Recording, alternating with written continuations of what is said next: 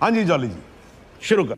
First of all, I would look at it as not rupee sliding, I will look at it as dollar strengthening.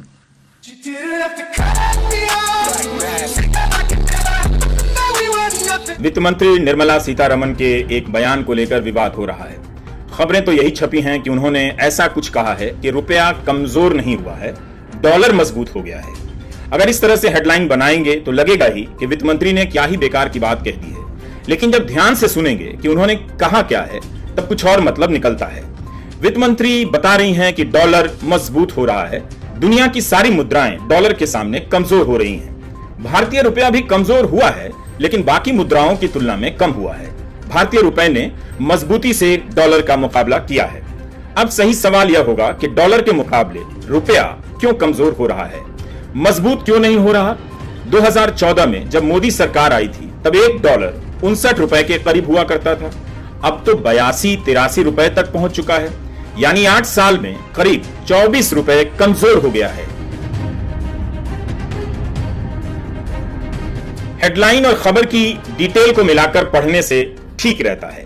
बेशक आप सवाल कर सकते हैं कि आज जो कहा जा रहा है क्या 2013-14 में भी वही कहा जा रहा था, या मोदी सरकार ने अपनी सुविधा के हिसाब से तर्क बदल लिए हैं। जब $1 60 रुपए का हुआ तब तो मोदी जी कहते थे कि डॉलर के सामने रुपया कमजोर हो गया है, सरकार की साख ही समाप्त हो गई है। तब भी तो डॉलर मजबूत हुआ होगा, मजबूत हुआ ही था। अटल जी जब पहली बार सरकार बनाए तब तक मामला पहुंच गया था 42 रुपीज तक, और अटल जी ने जब छोड़ा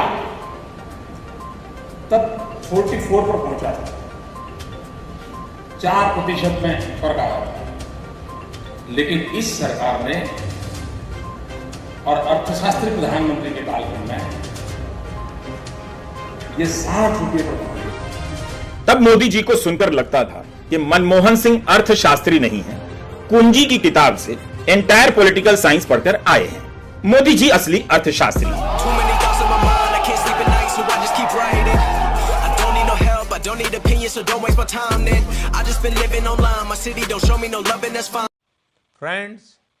friends who are so good, thank you, vanakkam.